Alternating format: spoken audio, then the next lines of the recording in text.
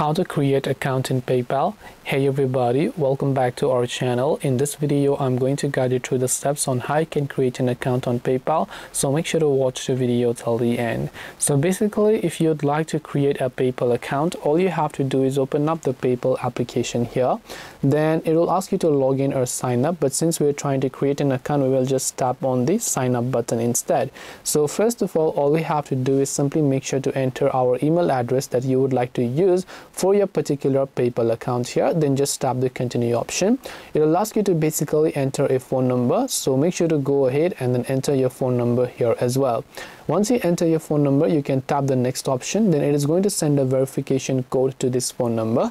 Once you verify the OTP code, it will take you to the page where you can simply create a password, and as you create your password, you can fill in other details and your account in PayPal will get successfully created.